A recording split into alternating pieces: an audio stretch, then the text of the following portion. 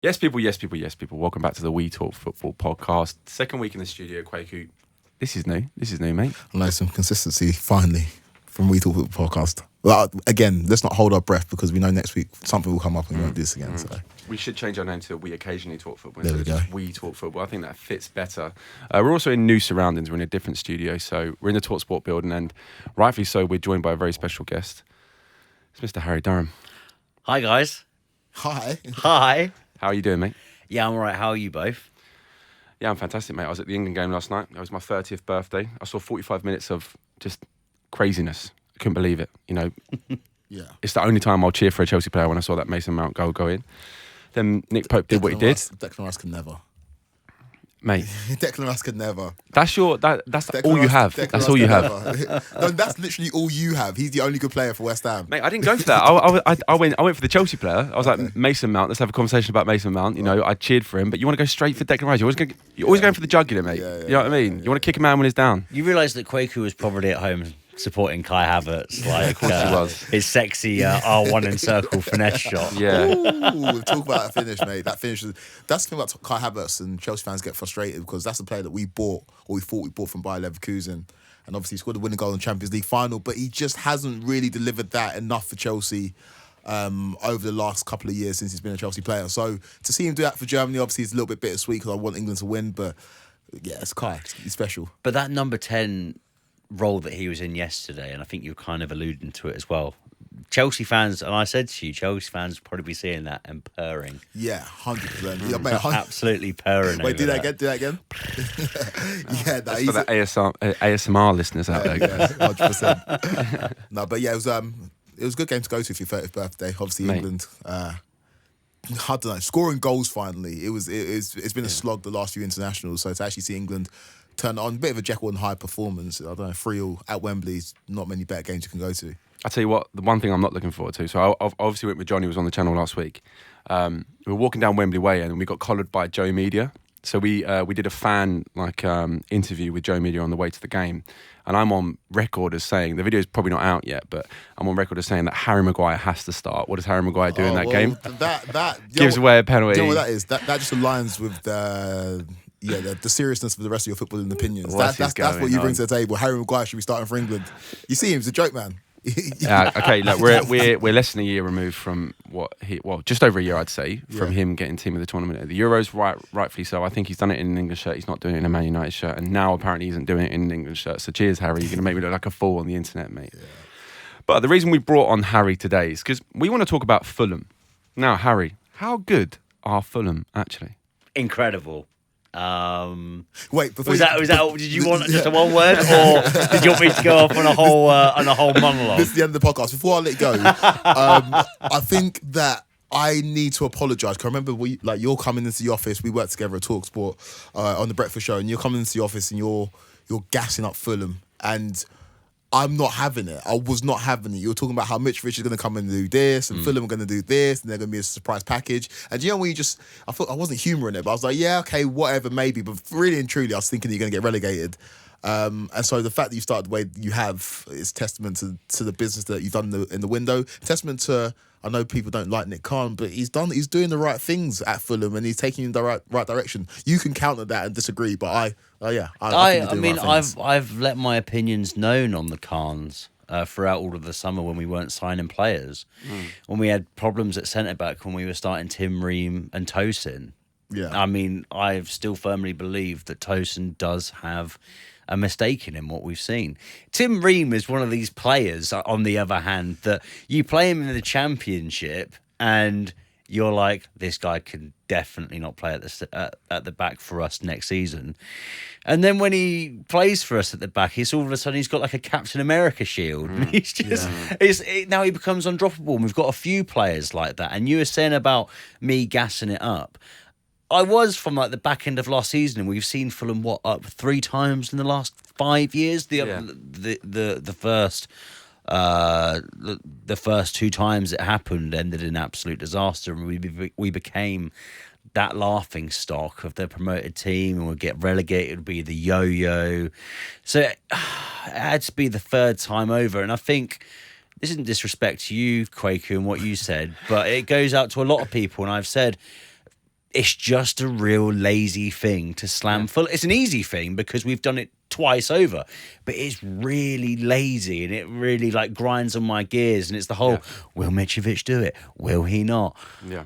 Listen, 6 goals in 7. If he doesn't score for the rest of the season, he's given me good time so far, 7 games in. So, do you think that you get put in the same category, rightly or wrongly so, as the likes of maybe Norwich, 100%, and West Brom, teams that are yo-yo clubs and are surviving on parachute payments and kind of exist in their own mini league? I feel like that's why maybe people derided Fulham over the last few seasons, just because you have been inconsistent. And when we grew up, we're relatively the same age, all of us in this room. Fulham were a constant in the Premier League. I remember seeing Fulham going on incredibly deep European runs. So maybe people criticising Fulham as criticising them from where they used to be, as opposed to where they are now, and rating them on their own merit right now. I think it's definitely fair to. I mean, you only have to look at stats and the league table and look back over the last couple of years, like I mentioned, that we are pretty much in that same exact yo-yo club. Yeah. Do you know what I mean? We are in our own certain league, and I think as soon as Norwich is a weird one because Norwich seemed to like stay up for about 2 seasons, and then go back down, then come back up straight away. Whereas we have, I think, if we can get through this season and next season and stay up, then we're definitely not a yo-yo club anymore. But I think that's always a brush that you're always like hard with. Do you know what I mean? Yeah. I don't know, because you think back 10 years ago, people would claim Fulham's always that team that's mid-tables, not going anywhere, is not doing anything. Oh, it'd be so boring to support Fulham. And now it's a yo-yo club. Like, where do we go from here now? Yeah. Like, what have we got to do to not be a yo-yo club? Stay up for 5 years? Probably, win the FA Cup and be in the Premier League? Yeah, tough ask. I mean, in football generally, and on this podcast, it's rare that I have any sort of sympathy for rival clubs or any clubs in general. But I do feel for Fulham fans seeing their clubs relegated twice in 5 years. I'm a West Ham fan. Relegation isn't fun. Quaku's, is sitting there with his golden chalice. You know what I mean? Not even. You got to remember that Quaku has to come to Fulham to watch home games. Yeah. That is true.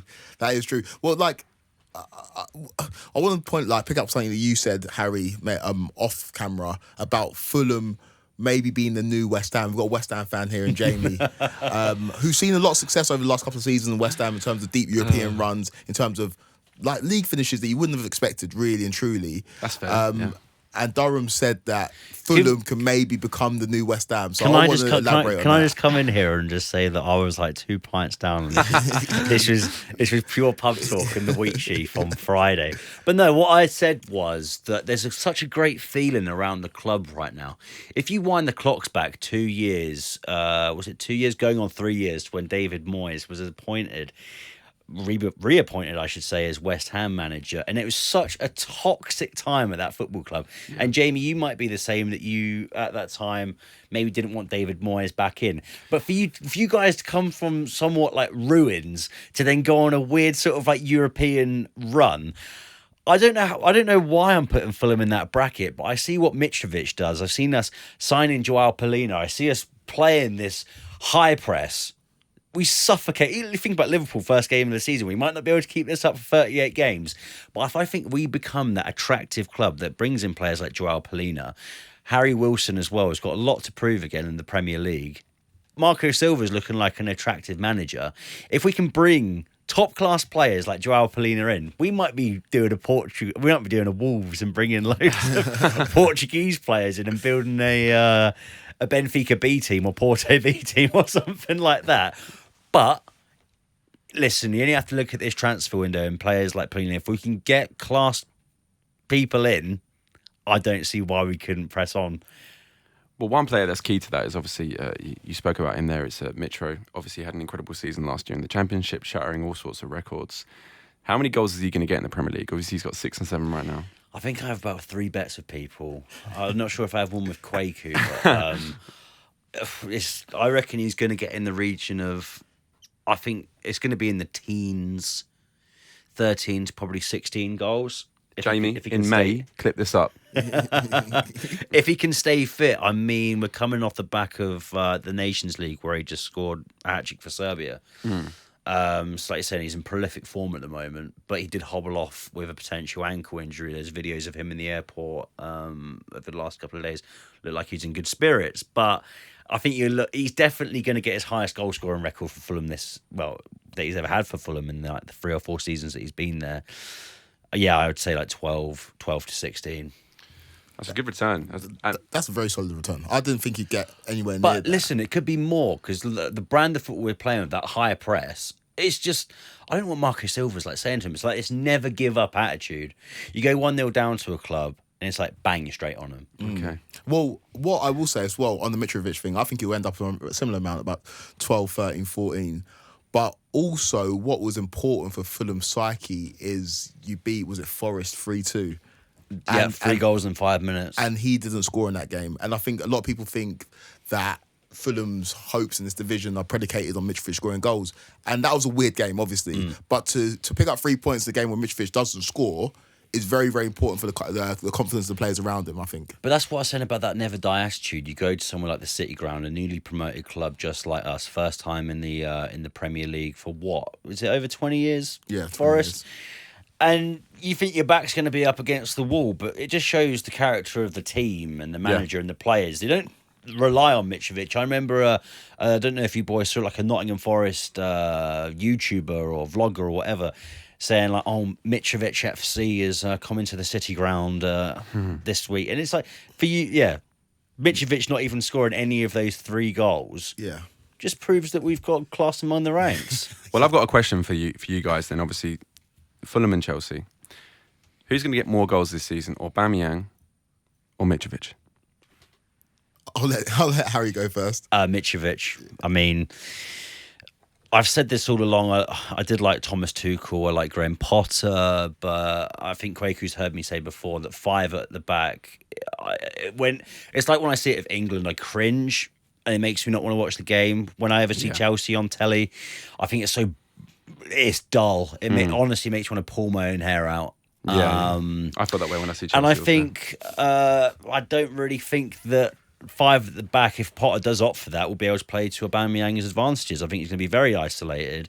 The last Champions League match that you had, who was it, 2 weeks ago, last week? I was there, I can't remember. It was not Zagreb, it was Salzburg. Aubameyang had a few chances, but it still looked like he was isolated. What Chelsea are missing out on, I think N'Golo Kante is getting on. I don't think you have that main figurehead in midfield. That's why you need Kai Havertz, I think, to play a 4th. The best you can get out. They've got a top quality midfielder in Jorginho. Well, it's like a holding midfielder, but I mean, it's like a number 10. I think the best you're going to get out of Aubameyang is if you play a 4-3-3 of a Roman number 10. No, 100%. And I'm inclined to agree with you. Who's getting more goals? I need to know. When we signed Aubameyang, it was under the pretense of Thomas Tuchel being our manager. He's no longer our manager. I don't necessarily think he's going to fit what Graham Potter does. Although Graham Potter's proved that he can get the best out of players that maybe people don't expect much from.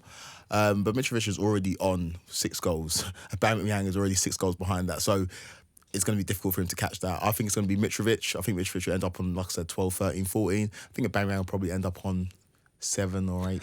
Would you swap Aubameyang right now for Mitrović? Without a shadow of doubt. I've said this to Harry. He is a Chelsea striker. He embodies what Hasselbank brought to Stamford Bridge. You say that now, by the way. 8 games ago, he wasn't saying that. He embodies what Didier Drogba brings. He embodies what Diego Costa is. He is a shithouse. He occupies defenders. Him having a good performance is not only based on him scoring goals, it's him occupying defenders. And when I look at Chelsea strikers that have succeeded in the past, he reminds me of those. Somebody's got a bit of a bee in his bonnet. He's got a chip on his shoulder, and he's somebody that can score goals at the highest level. But if he's not scoring goals, he's affecting the game. So yeah, I would 100% swap him for Aubameyang. He's someone that you need to give absolute love to, and you saw what happened with Scott Parker 2 seasons ago, where he froze him out. Only got 11 starts for us, scoring 3 goals, right?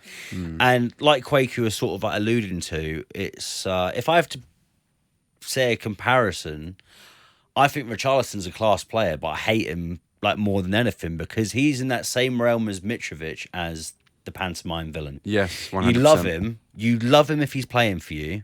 If he's playing against you, you can't stand him. Yeah. And those are the best strikers. That's Yeah, what 100%. Diego Costa was. That's what Didier Drogba was, and that's what Mitrovic is. And when he comes to Chelsea You are, next you season, are cherry picking though. You're picking two successful Chelsea strikers yeah, in the last 10, 15 years. yeah, but the reason why I'm cherry picking is because I've seen strikers that come in who haven't got that profile. When you look at Morata, you look at, I know I love him, but Timo Werner, you look at Shevchenko, players who are a bit more diminutive, who haven't got that assertive of personality, and they Yeah. don't succeed. The strikers that succeed at Chelsea are the strikers who've got that type of personality. And I put Mitrovic in that box. So welcome to Stamford Bridge, Mitrovic, 2023. He could Beautiful. genuinely be a dying breed of number 9 as well, a guy that's going to come up against centre backs and actually bully him. You say dying breed, those strikers are coming back now. We see Erling Haaland, we Yeah. see Darwin Núñez has not proved it yet, but we're seeing teams play with like an established number 9, a focal point, and he is that. You get the ball in the box. You saw the goal he scored against Liverpool, first game of the season, where he towered, he bitched Trent. He can do that, and Chelsea cross the ball so aimlessly into the box constantly. For either it's Reece James, or it's Cucurella, or it's Ben Chilwell, and so he's a player that could capitalise on that. So I would take him at Chelsea all day long. I feel for Fulham. I do understand what you're saying, and I resonate with a lot of it as well. I think he does fit that archetype, Chelsea striker, that Didier Drogba or Diego Costa-esque type of player. I get it, but does Graham Potter want that in his front line? Does Graham Potter play that way?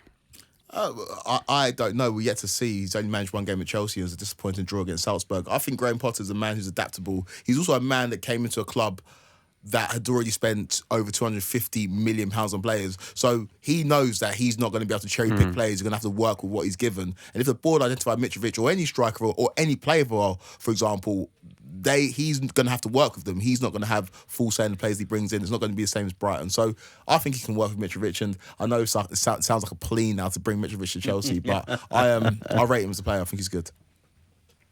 I mean, yeah. I mean, I'm sure he'll appreciate the kind words, Quakey. Thank you. Harry, it's been a pleasure having you on, mate. Tell us about your podcast.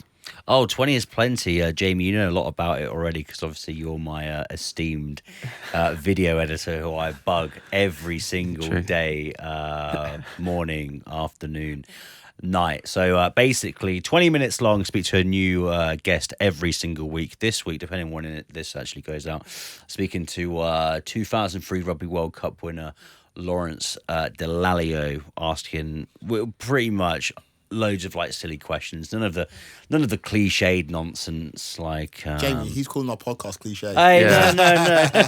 no. Anything with you, as soon as the camera comes on, you're a walking cliche. Nothing kind of like when your feet stepped on the field in Sydney in 2003 and you looked up to your family, what did that mean to you? None of that. Just kind of like one of the questions is like, did you take the lid off the Webb Ellis Trophy and drink beers out of it and stuff like that? Yeah, the pertinent stuff. The stuff we need to know. The stuff that people want to know, not the stuff that people can already think they already know. Yeah, it meant a lot to me. I cried.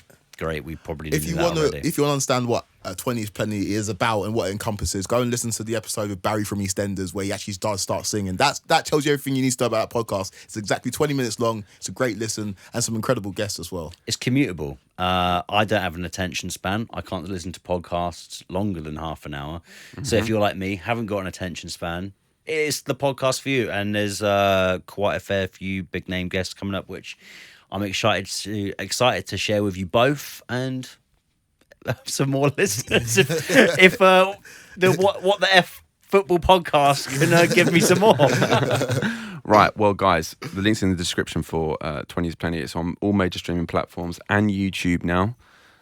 Thanks, Jamie. You're more than welcome. And Quaker, where can they find us? So you can find us on Instagram. It's at We Talk Football Podcast. On Twitter, it's WTF Podcast 90. We're on Spotify. We're on Apple Podcasts. Make sure you like this video, subscribe to our channel, and we're back with more videos very, very soon. And like the damn TikTok. He forgets every time. Yeah, I do. Every damn time. Like the TikTok. We'll catch you next week, guys. Cheers.